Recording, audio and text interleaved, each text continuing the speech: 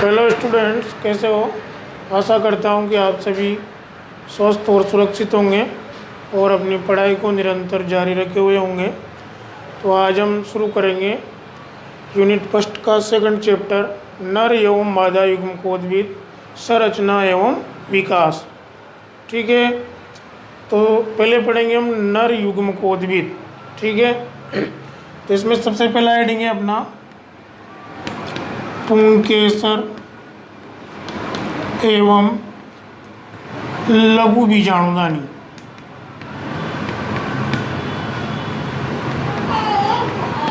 पुंकेसर एवं लघु बीजाणुदानी, माइक्रोस्पोरोफिल। तो पिछली क्लास में हमने पुंकेसर के बारे में पढ़ा था। ठीक है, तो प्रत्येक पुंकेसर के दो भाग होते हैं मुख्य रूप से, वैसे तीन भाग बोलते हैं। एक तो परागकोश, पूतंतु और योजी। ठीक है, तो सबसे पहला पॉइंट ये लिख सकते हैं हम कि जो आवर्तबीजी पादप होते हैं उनमें नर जनन चक्र के रूप में पाई जाने वाली संरचना क्या होती है? पुमंग। क्या होती है? पुमंग। और इसकी एक इकाई को कहते हैं हम पुंकेसर। क्या बोलते हैं? पुंकेसर। ठीक है, तो यहाँ लिखता हूँ मैं आवृतबीजी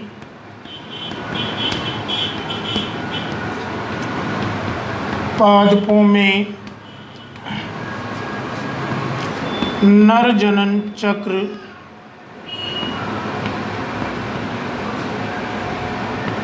को पुमंग कहते हैं, एंड्रोसियम पुमंग कहते हैं। तथा इसकी जो इकाई होती है, इसकी एक इकाई को पुंकेसर या लघु बीजाणुपर्ण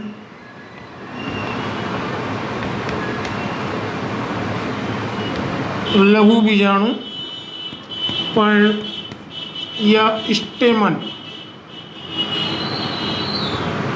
इंग्लिश में बोलते हैं इसको स्टेमन। ठीक है, तो आवृतबीजी पादपों में नर जनन चक्र के रूप में पाई जाने वाली संरचना को पुमंग कहा जाता है। क्या कहा जाता है? पुमंग। और इस पुमंग की एक इकाई को हम कहते हैं पुंकेसर या लघु बीजाणुपर्ण या स्टेमन कहते हैं। सेकंड पॉइंट लिख सकते हैं अपन कि पुंकेसर के मुख्य रूप से दो भाग होते हैं। क्या होते हैं? दो भाग होते हैं। तो प्रत्येक पुंकेसर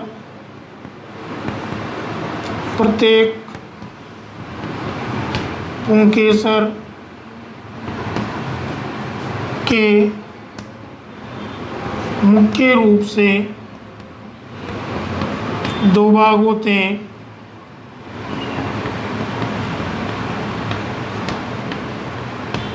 एक तो परागकोश और दूसरा पूतंतु। ठीक है, और ये जो दोनों भाग होते हैं ये योजी के द्वारा आपस में जुड़े हुए होते हैं। ये दोनों भाग योजी के द्वारा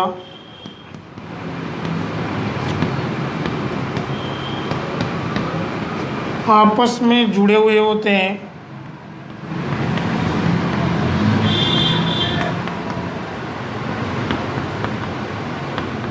आपस में जुड़े हुए होते हैं। और जो योजी होता है वो योजी कनेक्टिव बोलते हैं इसको इंग्लिश में। योजी एक बंधे उत्तक होता है। क्या होता है योजी? यहाँ लिखता हूँ मैं आगे। योजी एक बंधे उत्तक होता है, अनफर्टाइल होता है। योजी एक बंधे उत्तक होता है। ठीक है, तो ध्यान रखना प्रत्येक पुंकेसर के मुख्य रूप से दो भाग होते हैं, पहला परागकोश, दूसरा पूतंतु। और ये दोनों भाग आपस में किसके द्वारा जुड़े हुए रहते हैं? योजी के द्वारा आपस में जुड़े हुए रहते हैं। और योजी क्या है? योजी एक बंदे उत्तक होता है। अब बात करते हैं आवर्तबीजी पादपों में मालवेसी कुल की। तो मालवेसी कुल के पादपों में एक पालित वृत्ताकार परागकोश पाया जाता है, जिसमें 2 लघु बीजाणुदानियाँ पाई जाती है। ठीक है, तो यहाँ लिखता हूँ मैं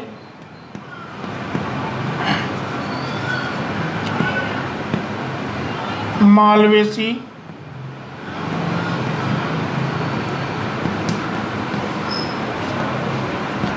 कुल के पादपों, अर्थात इसमें आता है भिंडी, गुड़हल, कपास, अर्थात भिंडी, गुड़हल, कपास आदि में एक पालित सिंगल लोब, एक पालित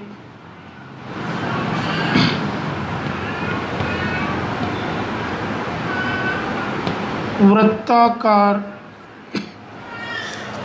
परागकोश पाया जाता है,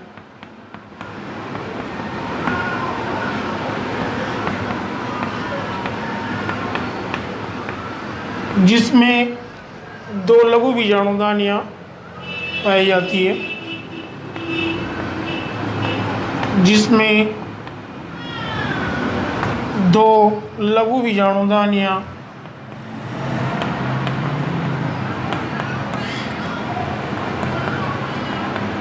पाई जाती है।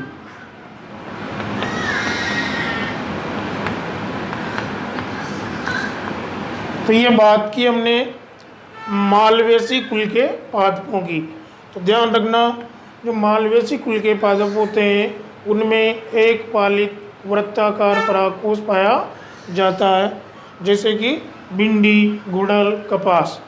और इसमें जो एक पालित वृत्ताकार परागकोश होता है, इसमें 2 लघु बीजाणुदानियाँ पाई जाती है। ठीक है, अब शेष जो आवर्तबीजी पादप है उनमें एक पालित की जगह द्विपालित परागकोश पाया जाता है। और उन दोनों पालियों में, एक पाली में 2 और 2 में 4 लघु बीजाणुदानियाँ पाई जाती है। यहाँ लिखता हूँ मैं अधिकांश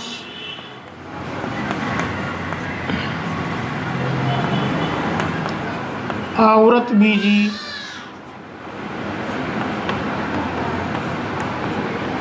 पादपों में, अधिकांश आवर्तबीजी पादपों में द्विपालित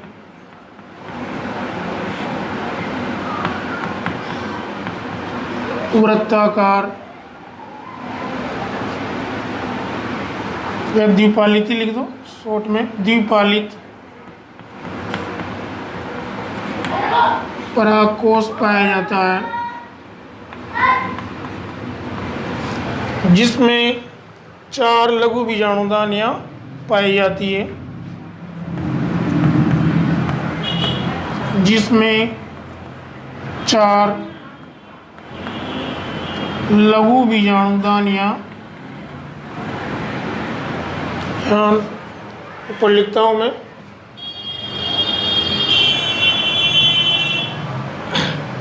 जिसमें, यहाँ लिखता हूँ, यहाँ जगह नहीं है, जिसमें 4 लघु बीजाणुदानियाँ पाई जाती है।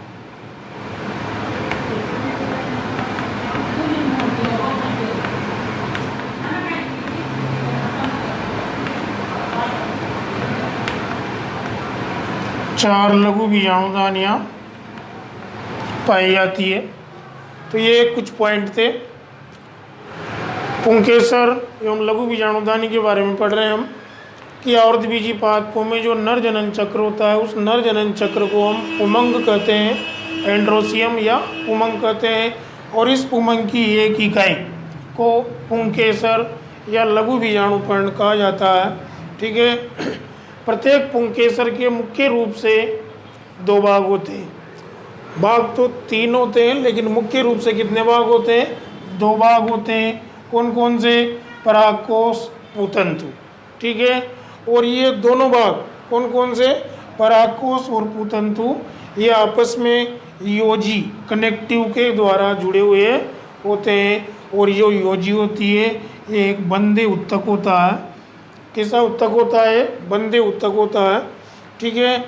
अब नेक्स्ट पॉइंट देखा हमने कि मालवेसी कुल के जो पादप होते हैं इनमें एक पालित वृत्ताकार परागकोश पाया जाता है और उसमें 2 लघु बीजाणुदानियाँ पाई जाती है। ठीक है। मालवेसी कुल के पादप कौन से? भिंडी, गुड़हल, कपास आदि में। और जो शेष अधिकांश जो आवृतबीजी पादप होते हैं उनमें द्विपालित परागकोश पाया जाता है और उसमें 4 लघु बीजाणुदानियाँ पाई जाती है। यहाँ का शेष यहाँ देखना। ठीक है। अब जब परागकोश का स्फुटन होता है, जिस जगह से परागकोश का स्फुटन होता है उसको कहते हैं अपन line of dehiscence. Dehiscence means स्फुटन। तो नेक्स्ट पॉइंट लिखता हूँ मैं, कि साफ कर देता हूँ उधर।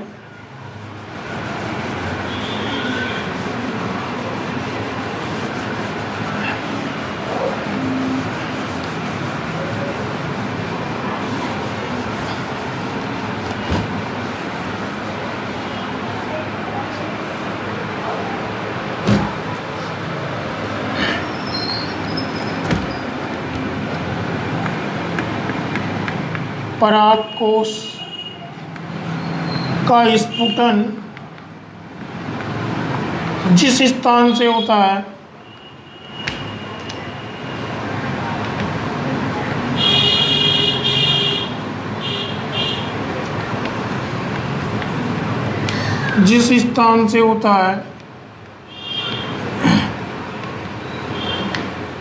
उसे लाइन ऑफ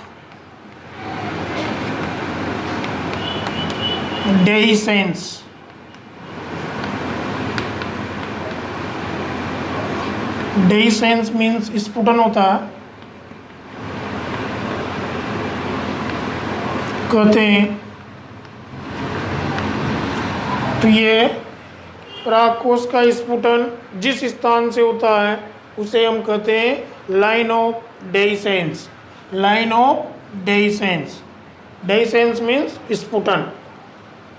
नेक्स्ट पॉइंट हम देखते हैं। देखो, जो परागकोश होता है जब इसका विकास होता है तो इसकी प्रारंभिक अवस्था में इसके बाहर की ओर, सबसे बाहर की ओर क्या पाई जाती है?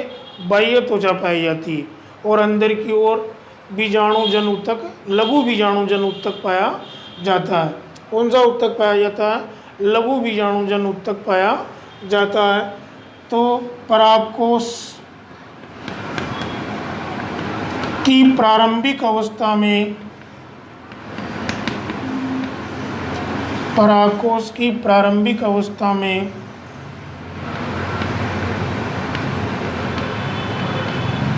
परागकोश की प्रारंभिक अवस्था में इसके बाहर की ओर, इसके बाहर की ओर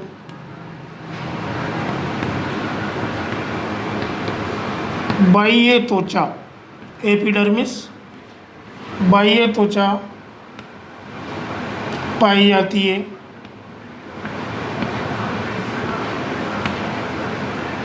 सबसे बाहर की ओर बाह्य त्वचा पाई जाती है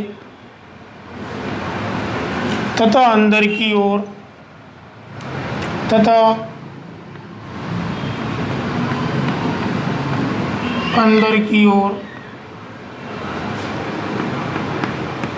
लघु बीजाणुजन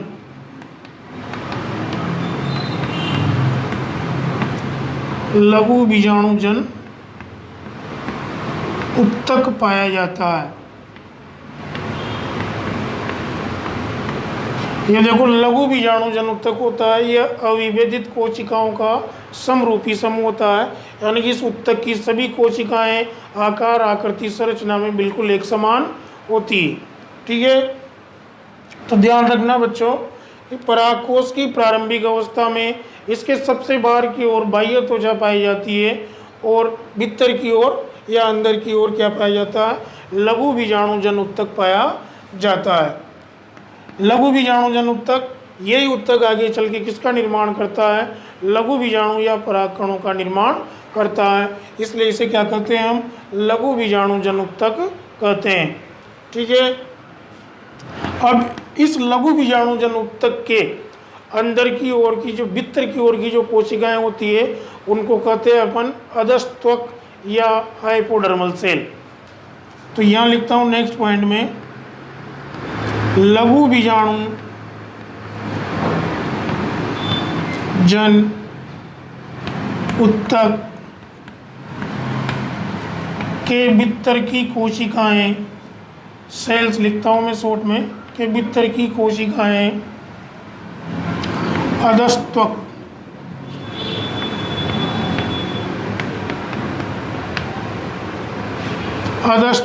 कोशिकाएं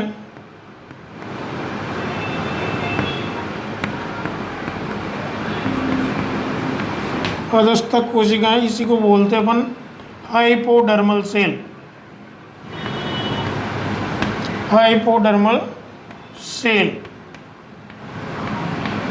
कहते हैं, क्या कहते हैं कि लघु बीजाणुजन उत्तक के भीतर की जो सेल्स होती है उन्हें क्या कहते हैं, अधस्तक कोशिकाएं या हाइपोडर्मल सेल कहते हैं।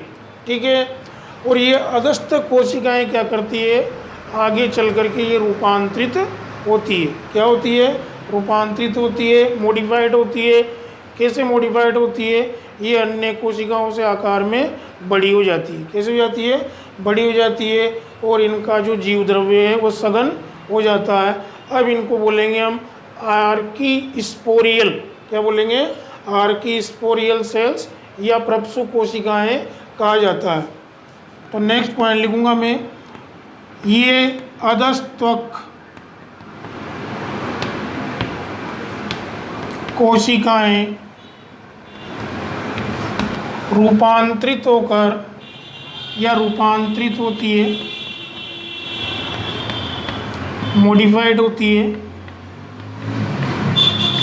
ये आकार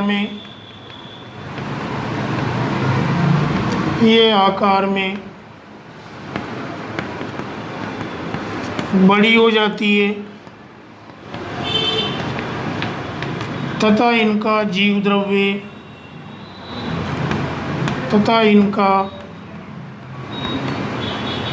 द्रव्य सघन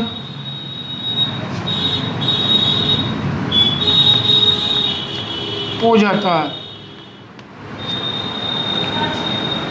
अब इन्हें कहेंगे हम प्रपसु कोशिकाएं या आर्कीस्पोरियल कोशिकाएं। इन्हें प्रपसु या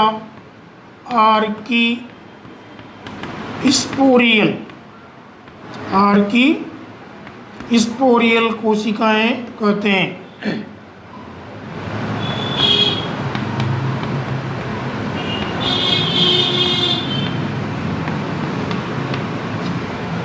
ठीक है, तो ध्यान रखना है कि जो भाई देखो सबसे बाहर तो है बाह्य त्वचा, बाह्य त्वचा के भीतर की या अंदर की ओर क्या है, लघु बीजाणुजन उत्तक।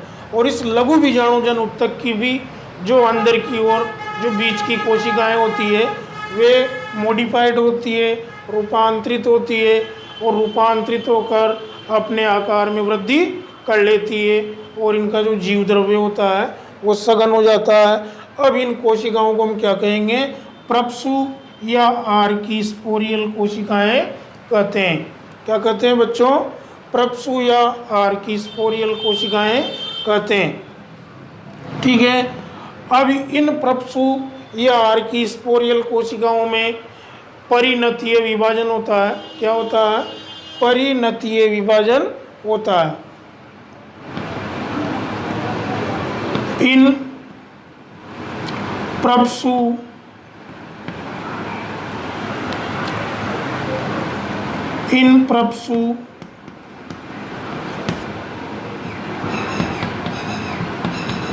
या आर्कीस्पोरियल सेल्स में परिणतीय पेरिक्लिनल डिवीजन होता है, परिणतीय विभाजन, इसको इंग्लिश में बोलते हैं पेरिक्लिनल डिवीजन, परिणतीय विभाजन होता है, जिससे दो प्रकार की कोशिकाएं बनती है, जिससे दो प्रकार की सेल्स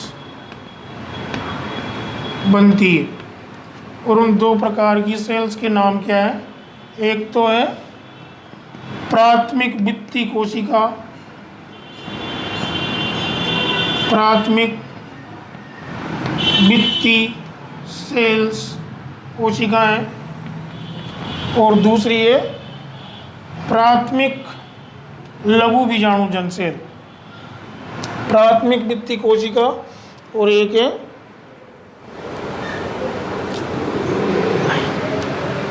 प्राथमिक बीजाणुजन, प्राथमिक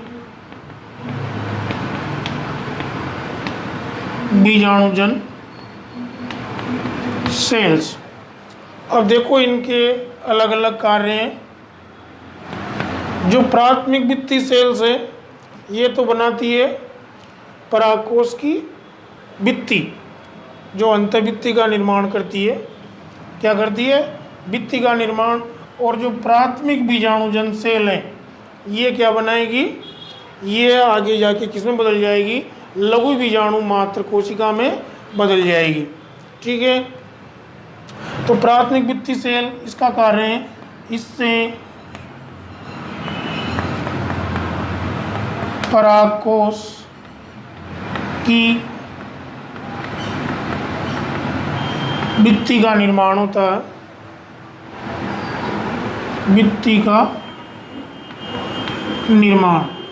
और ये जो प्राथमिक बीजाणुजन सेल्स हैं ये क्या बनाएगी? लघु बीजाणु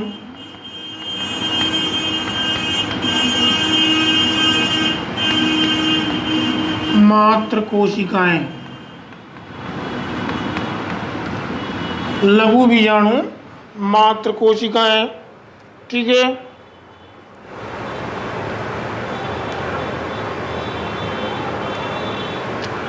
लघु बीजाणु मात्र कोशिकाएं। तो ध्यान रखना देखो कि ये चीज़ है, परागकोश का स्फुटन जिस स्थान से होता है उसे कहते हैं हम लाइन ऑफ डाइसेंस। ठीक है, अब अपन परागकोश के बारे में पढ़ रहे हैं। परागकोश प्रारंभिक अवस्था में कैसा होता है? तो बच्चों जो परागकोश होता है इसमें प्रारंभिक अवस्था में, इनिशियल स्टेज में सबसे बाहर की ओर पाई जाती है बाह्य त्वचा। क्या पाई जाती है? बाह्य त्वचा। और अंदर की ओर पाया जाता है लघु बीजाणुजन उत्तक। ये लघु बीजाणुजन उत्तक क्या होता है? ये अविभेदित कोशिकाओं का समरूपी समूह होता है। यानी कि इस लघु बीजाणुजन उत्तक की सभी कोशिकाएं आकार, आकृति, सभी चीज़ों में बिल्कुल एक दूसरे के समान होती है। ठीक है, अब बात करते हैं आगे। तो इस लघु बीजाणुजन उत्तक के जो भीतर की सेल्स हैं, अंदर की बीच की कोशिकाएं हैं, वो क्या कहलाएगी? अधस्त्वक कोशिकाएं। इंग्लिश में बोलते हैं इनको हाइपोडर्मल सेल। क्या बोलते हैं? अधस्तक कोशिकाएं या हाइपोडर्मल सेल। ये अधस्तक कोशिकाएं क्या करेगी? आगे जाके मॉडिफाइड होगी, रूपांतरित होगी, अपने आकार में वृद्धि कर लेती है और इनका जीव द्रव्य सघन हो जाता है। ठीक है, और इन्हें आप बोलेंगे, हम क्या बोलेंगे? इन अधस्तक कोशिकाओं को मॉडिफाइड होने के बाद प्रप्सु या आर्कीस्पोरियल कोशिकाएं कहते हैं। और ये प्रप्सु या आर्कीस्पोरियल कोशिकाएं बाद में इनमें क्या होता है? पेरिक्लिनल डिवीजन होता है, परिणतीय विभाजन होता है। और इस परिणतीय विभाजन के कारण एक कोशिका से दो कोशिकाएं बनती है, या दो प्रकार की कोशिकाएं बनती है। ऊपर की ओर तो बनती है, बाहर की ओर तो प्राथमिक भित्ति सेल्स, और अंदर की ओर बनती है प्राथमिक बीजाणुजन सेल्स। ठीक है, ये जो प्राथमिक भित्ति सेल्स हैं ये क्या करती है, ये इससे परागकोश की भित्ति का निर्माण होता है, अंतःभित्ति, जिसको अपन एंडोथीसियम भी कहते हैं। ठीक है। और जो प्राथमिक बीजाणुजन सेल्स है ये बदल जाती है या इनके द्वारा बनती है लघु बीजाणु मात्र कोशिकाएं, और इन्हीं लघु बीजाणु मात्र कोशिकाओं में बाद में अर्धसूत्री विभाजन होता है, और अर्धसूत्री विभाजन होने से एक लघु बीजाणु मात्र कोशिका से 4 लघु बीजाणुओं या परागकणों का निर्माण होता है। कितने? एक लघु बीजाणु मात्र कोशिका से 4 लघु बीजाणुओं का निर्माण होता है, और ये चारों लघु बीजाणु एक चतुष्क के रूप में व्यवस्थित होते हैं। ठीक है। तो मैं मिटाता हूँ, आगे लिखता हूँ।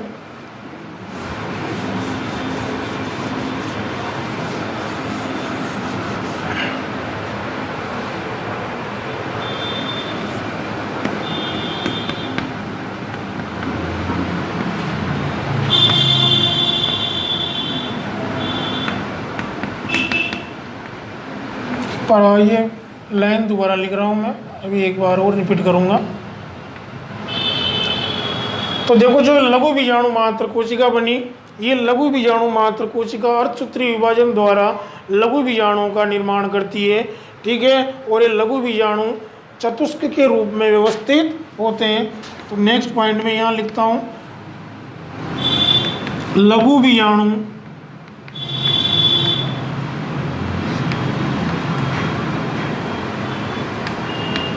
मात्र सेल्स अर्धसूत्री विभाजन द्वारा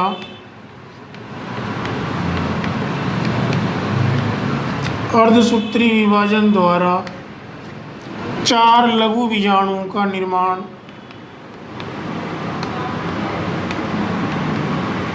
4 लघु बीजाणुओं का